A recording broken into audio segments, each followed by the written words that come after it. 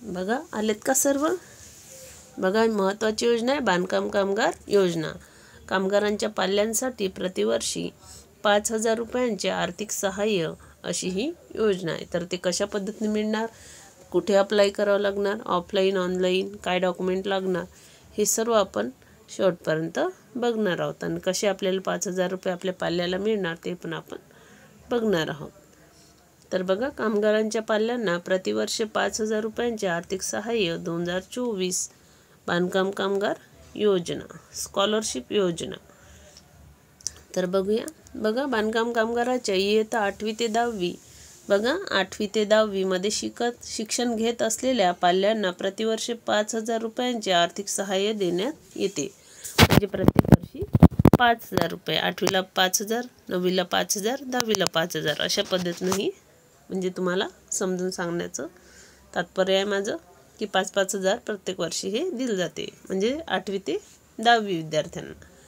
बांधकाम क्षेत्रात काम करणारे कामगार हे आर्थिकदृष्ट्या कमकुवत असतात, त्यामुळे ते आपल्या मुलांना शिक्षण देण्यासाठी असमर्थ असतात। त्यामुळे कामगारांची मुले शिक्षणापासून वंचित राहतात, परिणामी त्यांचा सामाजिक विकास होत नाही व त्यांना भविष्यात नोकरी मिळविण्यासाठी वणवण फिरावे लागते।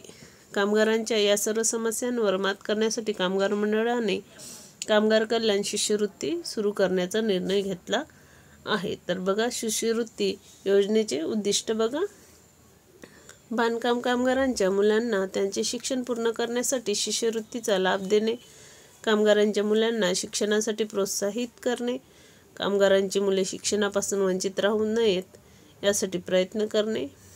योजनेचे वैशिष्ट्य बघा, योजनेअंतर्गत दिली जाणारी शिष्यवृत्तीची राशी कामगारांच्या बँक खात्यात जमा केली जाते। बघा डीबीटी मार्फत बँक खात्यात ही जमा होते। शिक्षण बघा, कामगारांच्या पाल्यांची इयत्ता 8वी ते इयत्ता 10वी मध्ये शिक्षण शिकत असणे आवश्यक आहे। बघा 8वीला ज्या वर्षी राहील त्या वर्षी मिळणार 5,000, 9वीत जेव्हा जाणार तेव्हा 5,000 आणि 10वीत जाणार तेव्हा 5,000। बांधकाम कामगार शिष्यवृत्तीचे लाभार्थी बघा, इयत्ता 8वी ते 10वी मध्ये शिक्षण घेत असलेली कामगारांची मुले। योजनेअंतर्गत दिले जाणारे आर्थिक सहाय्य, तर लाभार्थी कामगारांना 5,000चे आर्थिक सहाय्य दिले जाते। योजनेअंतर्गत आवश्यक पात्रता आणि अटी बघा, विद्यार्थ्यांना किमान 75% अथवा अधिक उपस्थिती असणे आवश्यक आहे। बघा म्हणजे रेग्युलर स्कूलला जाणारी मुलं 75% हजेरीबाबत अर्जासोबत शाळेचा दाखला देणे आवश्यक आहे। बघा शाळेतून तसं लिहून पण आणायचं आहे की 75% हजर आहे म्हणून। विद्यार्थी सरकारी शाळेत शिकत असणे आवश्यक आहे। विद्यार्थी सरकारी शाळेतसुद्धा शिकत असणे आवश्यक आहे। प्रायव्हेट शाळेत शिक्षण घेत असलेल्या विद्यार्थ्यांना या योजनेचा लाभ दिला जाणार नाही। योजनेचा लाभ मिळवण्यासाठी पाल्यांना अर्ज करणे आवश्यक आहे। बघा याच्यासाठी स्पेशल अर्ज करणे आवश्यक आहे। कामगारांची बांधकाम कामगार विभागात नोंदणी असणे आवश्यक आहे।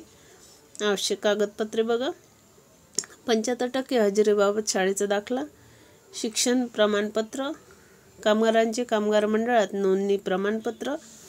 बघा महत्त्वाचे डॉक्युमेंट आहे। महत्त्वाची सूचना बघा, अर्ज करण्यापूर्वी योजनेसाठी आवश्यक पात्रता, निकष, लाभ आणि अटी काळजीपूर्वक वाचा। बघा अर्ज करण्यापूर्वी सर्व माहिती व्यवस्थित वाचा आणि समजून घ्या, नंतर फॉर्म भरा।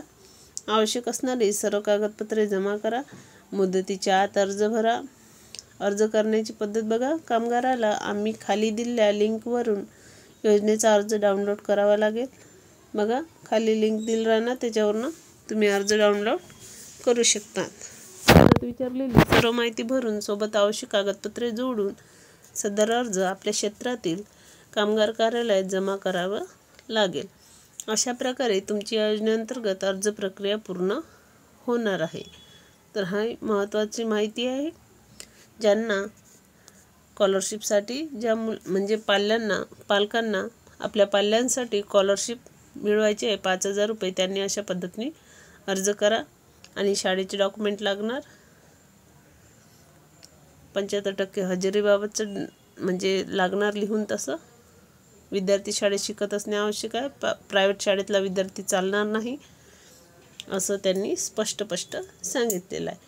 याच्यात जर आपलं पाल्य बसत असेल तर नक्की फॉर्म भरा तुम्ही. आणि 5,000 रुपये प्रत्येक वर्षी म्हणजे 3 वर्षासाठी स्कॉलरशिप आहे. बाकी उच्च शिक्षणासाठी वेगळी स्कॉलरशिप आहे. तो पण व्हिडिओ आपण नक्की घेऊन येऊ. आता हे फक्त 8वी 9वी 10वीसाठी हा व्हिडिओ आहे. तर नेक्स्ट व्हिडिओत परत वेगळी माहिती घेऊन येऊया. तर भेटूया नेक्स्ट व्हिडिओ.